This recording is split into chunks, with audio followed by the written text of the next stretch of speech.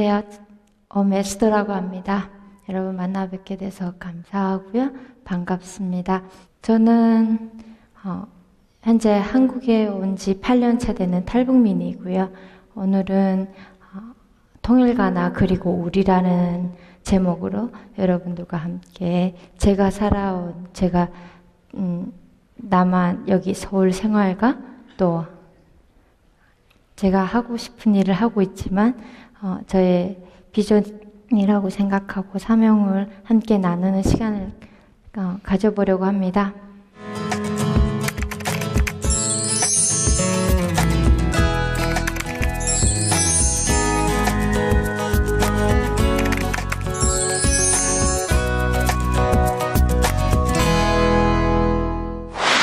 앞서 소개해줬듯이 저는 지금 현재 한국외국어대학교 중국어과에 재학 중에 있고요. 유니시드 통일봉사단이라는 봉사단체에 지금 대표로 활동하고 있습니다. 먼저 오늘 간단하게 제 소개와 또 제가 어떻게 돼서 통일에 대해서 관심을 갖게 됐는지, 통일의 준비를 지금 어떻게 하고 있는지에 대해서 나누려고 합니다. 먼저 제 소개입니다. 저는 함경남도 함흥에서 태어났고요. 지금은 엄마 여동생과 함께 서울에서 살고 있고요. 2004년도에 첫 탈북을 했다가 다시 그해 북송돼서 2006년도에 다시 재탈북을 했어요. 그래서 2008년도 10월에 대한민국에 입국했습니다.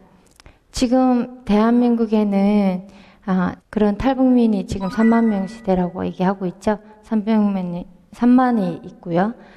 저는 그 중에 한 명인 거죠. 그 중에 탈북민 중에 70%가 여자고요. 20대부터 40%도 70%예요. 그리고 거주지 불분명자가 700명 가까이 되고 있고요. 저는 간단하게 여러분들이 미디어 매체를 통해서 많이 알고 있을 것 같아서 자세한 얘기는 안 하고 예전에 우리가 알고 있는 또 미디어 매체들을 통해서 알고 있는 북한과 조금 다른 얘기를 간단하게 나누려고 해요. 먼저 교육 문화인데요. 북한은 원래 예전에는 초등학교 때부터 영어를 가르치지 않았어요. 14살부터 영어를 가르쳤는데 지금은 초등학교부터 영어를 가르치고 있고요. 직업은 우리는 이렇게 여러분들처럼 이렇게 경쟁하면서 자기 개발하면서 살지는 않았어요. 그래서 여기 와서 살면서 되게 개인주의 경쟁사회에 너무 힘들어하는 부분이 있죠. 북한에서는 그냥 어디에 이렇게 배치해주면 가서 하는 대로 그냥 하면 되거든요. 그래서 이제처럼 내가 선택권이 없어요. 정부에서 여기 가서 하라고 그러면 가서 일하면 되기 때문에 굳이 자기 개발이 그렇게 많이 필요하지는 않았어요. 그리고 보면은 여기 결혼인데요. 달라진 점이 있다면 결혼은 여러분들은 결혼식 가면 웨딩홀에 가고 있잖아요. 근데 북한은 여러분의 아버지 어머니들이 겪던 것처럼 집에서 2, 3일 동안 막 잔치를 해요. 그래서 이웃들을 3일 동안 만든 음식을 나눠서 먹기도 하고 같이 축하해주고 하는데 예전에는 한복을 입고 결혼했는데 지금은 중국이나 일본을 통해서 드레스를 입고 결혼하는 사람들이 종종 많이 있어요. 그리고 보면은 여기 음식 문화인데요. 음식 문화는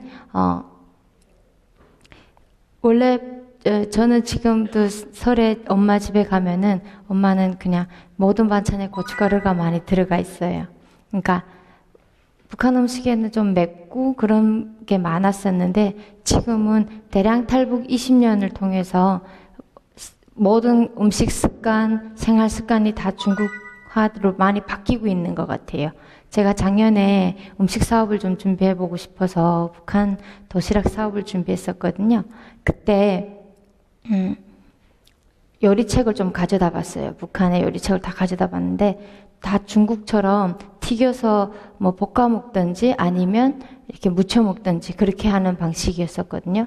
그러니까 제가 볼 때는 많이 중국화 바뀌고 있다라고 보시면 될 것 같아요. 그리고 주거 문화인데요. 주거 문화는 북한에는 이동의 자유가 없어요. 그런데 대량 탈북 20년 동안에 그 많은 사람들이 이동하면서 조금씩 허락해 줬어요. 그래서 지금은 돈만 있으면 어디 가서 살 수도 있고 다 할 수 있는 사회가 돼버렸죠. 예전에는 북한에는 시장화가 되진 않았어요. 근데 지금은 시장화되고 개인화되는 것들이 많이 허용되고 있습니다.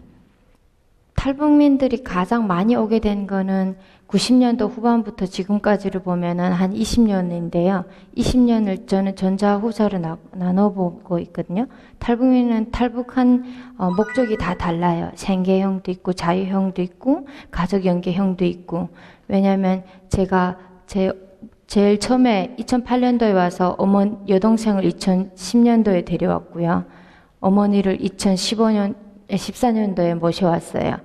그런 식으로 가족연계형이 있고 배고파서 탈북한 생계형이 있고 여러 형이 있거든요. 근데 사람들은 대부분 그렇게 보진 않는 것 같아요. 탈북민 하나 하면 전 탈북 북한을 대표해서 보는 좀 부분들이 있는 것 같아요. 근데 제가 이 자리에 빌어서 말하고 싶은 것은 북한에서 온 탈북민들은 대부분 자기가 다 목적이 다르다는 거죠. 같이 보면 안 된다는 거죠. 대학생 때 탈북한 사람이 있고 또 꿈을 찾아 탈북한 사람이 있고 가족을 만나기 위해 탈북한 사람들이 있기 때문에 다 같이 연계해서 보면 안 된다.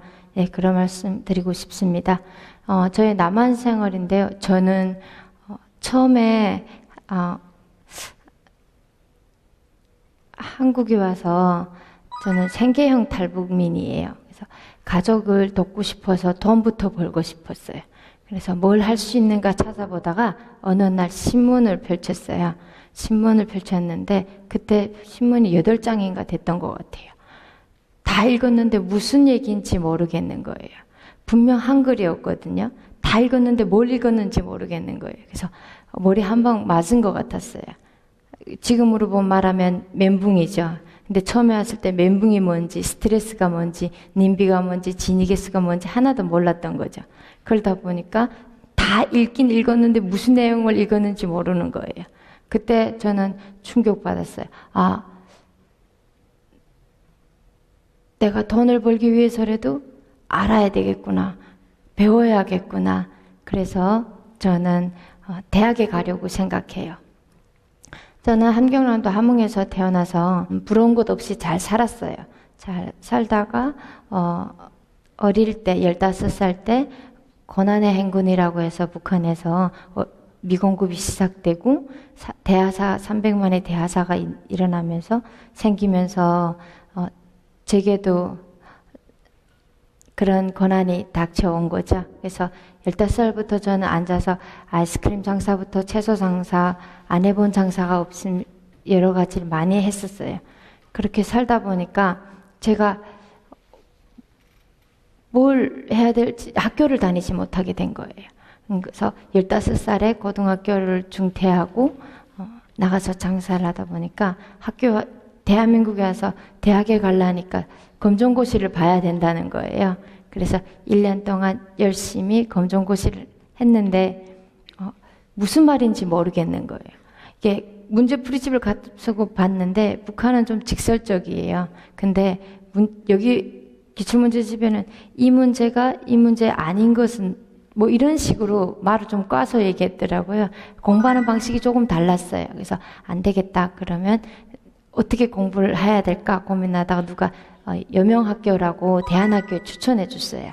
그래서 거기 가서 입학 등록하면서 자기 정보를 적는 란에다가 이름부터 써 내려가기 시작했어요. 그런데 쭉 내려가다가 내가 뭘 좋아하는지, 내가 뭘 잘할 수 있는지, 내 꿈이 뭔지에 대한 란이 있었는데 그 앞에서 제가 펜을 멈추고 갑자기 울컥해서 울기 시작했어요. 왜냐면 제게는 그때까지 꿈이 없었거든요. 제가 뭘 좋아하는지, 제가 뭘 잘하는지 몰랐었어요. 그래서 막 뛰쳐나가서 학교 울타리에 앉아서 막 울었어요. 하나님, 왜 저기 지나가는 친구들에게는 한 번씩 생각해 볼 수 있는 꿈, 내가 뭘 잘하는지에 대한 것, 나는 한 번도 생각해 보면 살 수 없었습니까? 나는 왜 오늘 먹고 살아야 되는 게 유일한 소망이었습니까? 그러면서 막 울다가 울어도 어쩔 수 없더라고요. 제가 공부를 해야 그걸 알 수 있을 것 같았어요. 그래서 막 눈물 훔치고 들어와서 썼어요. 쓰고 제가 그 다음에 3월부터 1년간 대안학교 다니면서 중등고등 검정고시를 다 마치고 그 다음 해 외대 입학해서 지금 4학년에 재학 중인데 지금 휴학하고 비즈니스를 준비하고 있거든요.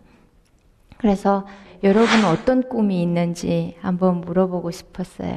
제가 그 대안학교 다니면서 지금 대학교 4년 동안 다니면서 매번 장학금을 다 받았어요. 그때 장학금을 받으면서 이렇게 생각 들었던 건 언젠가는 지금은 나는 받고 있는 사람이지만 언젠가는 주는 사람이 돼야겠다는 생각을 가장 먼저 하게 됐어요. 그게 제 꿈이 됐어요. 그래서 제 꿈은 장학재단을 세워서 장학금을 주는 사람이 되는 게 제 꿈입니다. 네. 그리고 문화 충격이었는데 대학교에 가면은 보통 보면은 막 오리엔테이션 때 게임도 하고 친해지기 위해서 많은 놀이도 하잖아요. 근데 저는 술을 마실 줄도 모르고 또 이렇게 게임 하는데 무슨 게임인지 하나도 모르겠는 게 아주 유일하게 아는 게 369 게임이었고요. 뭐 수박 겉핥기 막 이런 것도 하는데 전혀 하나도 모르는 거죠. 그래서 혼자 끼우고 싶어도 끼울 수 없는 상황. 그냥 어떻게나 눈치 보고 막 그 자리를 외면하고 싶은 생각이 많이 들었었어요. 그러니까 문화 충격 우리 서로에도 있다는 거죠. 왜냐하면 북한에서 많이 먹는 분식 중에 그 인조고기밥이라고 있거든요. 근데 그걸 만들어주면 사람들이 처음에 놀라더라고요. 인조고기 막 이러면서 놀라는 거 왜 놀라는지 저는 몰랐거든요. 근데 그 말 이름 때문에 놀랐더라고요. 저희가 와서도 그런 에피소드들이 다양한 게 있어요. 이제처럼 할머니 뼈 해장국 뭐 이런 걸로처럼 저희도 통장 뭐 많이들 얘기해요. 왜냐면 통장이면 난 은행 통장만 통장인 줄 알았거든요. 근데 그 아파트 동에 통장들이 있더라고요. 그걸 처음엔 몰랐어요. 제 통장 가져준다고 했는데 사람이 와서 저한테 뭘 자꾸 물어보는 거예요. 그런 여러 가지 문화 충격들이 있어요. 왜냐하면 대학교 가서 저는 9살 어린 친구들이랑 같이 대학 첫 1학년을 시작했어야 됐는데 그 친구들은 막 연예인 얘기하는데 전 연예인 얘기 하나도 모르거든요. 그런 친구들이랑 정말 우리가 말은 같아서 제가 대한민국을 선택하고 오게 된 것은 제가 처음에 올 때는 두만강을 건너서 라오스를 건너서 또 태국에 와요. 태국 이민국에서 탈북민이라는 게 확인이 되면 인천공항에 입국해서 국정원에 가서 또 조사를 받고 하나원에서 또 3개월간 교육을 받고 그리고 나오거든요. 근데 제가 태국에서 미국으로 갈 수도 있고 한국으로 올 수도 있었어요. 근데 대한민국을 선택하게 된 것은 말이 같고 우리 민족이고 같은 나라라고 생각했기 때문에 선택했거든요. 근데 또 다른 외국이었어요, 저한테는. 너무나 그런 것들이 같이 동기부여되고 싶어서, 그러니까 동화되고 싶어서 동기부여가 아니라 동화되고 싶어서 많이 활동했는데 그게 안 되더라고요. 정말 저한테는 너무나 많은 벽들이 있었습니다. 그리고 북한 이슈들이 종종 우리가 여기서 제가 사는 지 8년 되는데 종종 생기는데 그런 것들이 생길 때마다 저는 왠지 이렇게 따가운 눈총을 받는 느낌? 그래서 괜히 죄스러운 마음이 생기고 그런 부분들이 있거든요. 그래서 제가 대한민국에 와서 가장 많이 듣는 얘기가 뭐냐면 정착과 적응에 대한 얘기입니다. 처음에 한국에 와서 1년은 정말 열심히 살았어요. 그러면 여러분들처럼 될 수 있는 줄 알았어요. 왜냐하면 여기는 자본주의 사회니까 될 줄 알았는데 그게 아니었어요. 2년 차 될 때 가장 친하게 지내던 언니를 한 분을 잃게 됐어요. 그 언니를 잃으면서 죽은 사람 처음 봤었는데 그 유해를 인천바다에 가족이 없어서 제가 이렇게 인천바다에 뿌려드렸거든요. 장례하면서. 그때 느꼈던 건 사람이 왜 사는가? 나는 누구인가?